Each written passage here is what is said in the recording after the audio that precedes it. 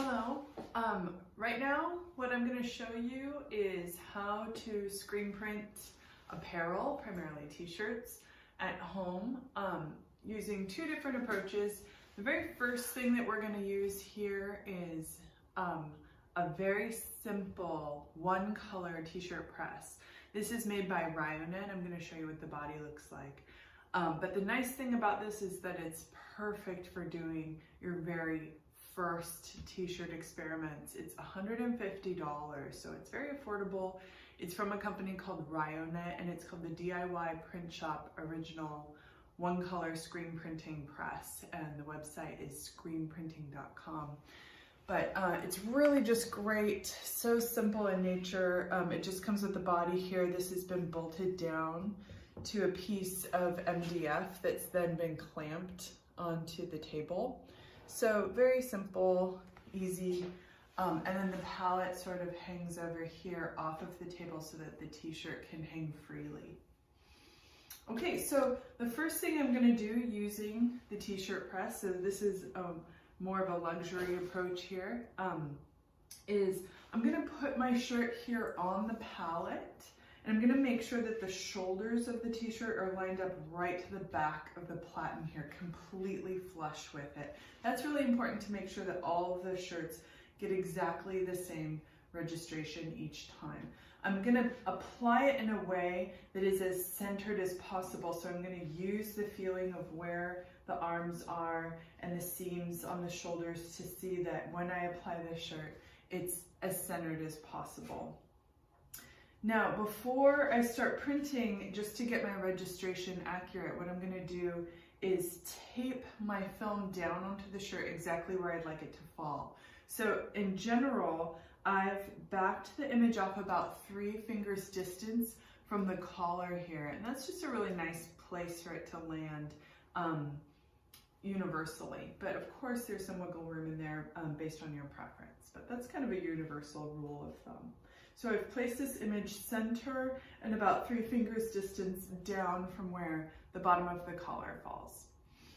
That is then taped in place. So now I'm going to bring my screen down. This is clamped in place here, and it's just preliminarily clamped in place, so I'm going to move it around as I need to. So what I'm looking for here, I'm looking through the clean screen, and I'm trying to line up the imagery with the film itself. So there's a couple of adjustments that I need to make here. I can do horizontal shifts from right to left, and I can do vertical shifts forward and backwards. So the first thing I want to do is my forward and backward adjustment. So what I'm going to do, I can see here that the palette itself needs to come towards me. So underneath the platen, which you won't be able to see from where you are, but there are bolts underneath here. What you do is you just loosen them up, bring this down for reference, and then I'm going to pull the shirt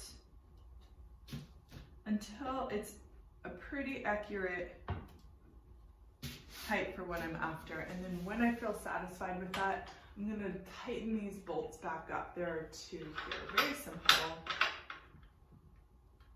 Great. Now I need to move horizontally, so I'm going to loosen these guys up.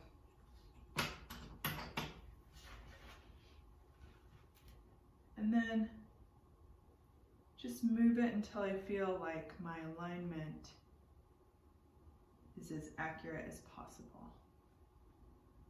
That looks perfect. So now I'm going to lock this in.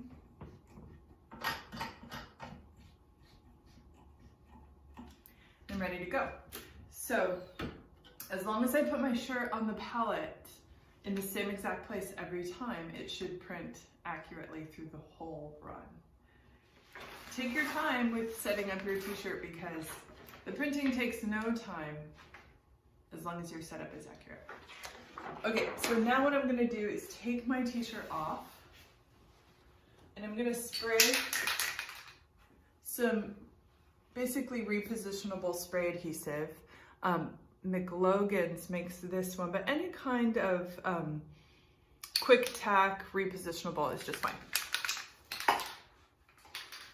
So I'm going to very lightly spray that onto the palette. And this makes it so it stays in place and doesn't move, especially if I need to lift my screen and print a second time for ink density.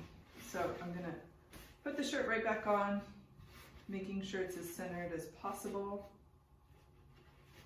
and that those shoulders are lined up there. That looks good. I'm gonna flatten it out, and that adhesive is really gonna hold it nice and taut there. Okay, here we go. I'm gonna apply my ink. You wanna make sure that it's textile-based ink so that it won't wash out. Here we go. Now the first thing I'm gonna do is flood. This is a very loose screen, so a lot of ink will come out, which is great. When you're apparel printing, you wanna have something that's a little bit looser because you want lots of ink to go in there. It's very, very absorbent. Okay, so I'm gonna print once. I'm gonna try printing. There we go. There we are. Beautiful. For this next approach, this is very similar to printing onto paper. So this is excellent if you don't have the luxury of a t-shirt press. And it's also something you can do if you are trying to register 2 colors with more accuracy as opposed to the single color t-shirt press. So what we're using here is a board that's been cut to mimic a platen of a t-shirt press. So I usually make these in a couple of sizes and get them laser cut. And then there's this little divot here that's a little bit larger, and this sort of mimics where the neck would fall. So this is where the shoulders would fall here. 1/4 of an inch thick.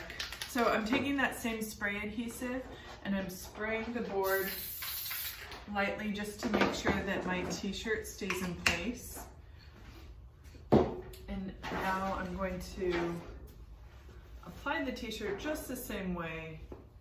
If I were doing several t-shirts, one right after the other, it would be wonderful to either have help, someone could be loading another board while you were printing one, or have several boards and preload them ahead of time before you get started. That just makes everything work so much smoother, because you can see it takes some time to get this t-shirt on here and centered.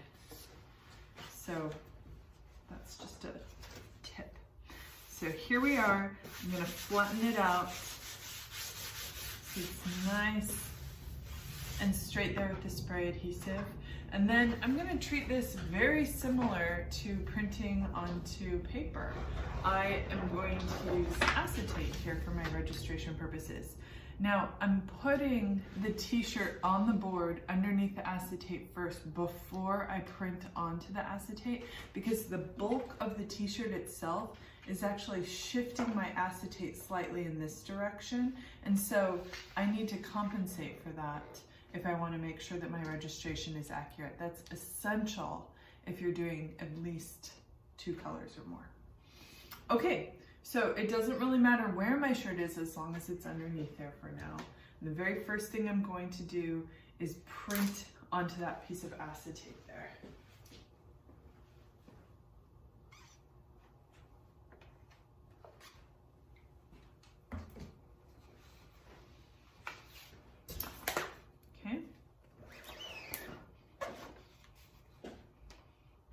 Flood this back so it doesn't dry while I'm positioning. So now I can see my print very clearly. I'm just going to position my shirt. I'm looking for about 3 fingers distance from the bottom of the collar still. I want this to be straight.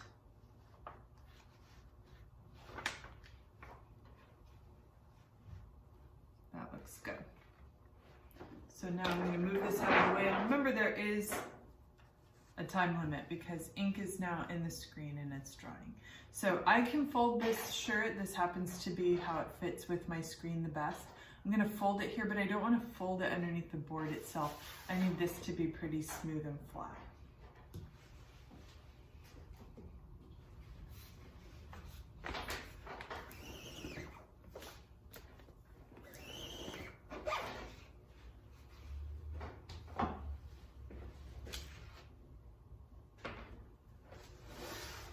There we go. Beautiful. I also wanted to mention that any shirt that gets printed with water-based textile printing ink needs to be heat set in order to be permanent on your fabric. So that means you need to put it through your dryer, your clothes dryer, before you ever wash it. So it's okay if it gets dried with other wet clothes, it just needs to be put underneath that intense heat for just a regular cycle. Then you'll have it forever.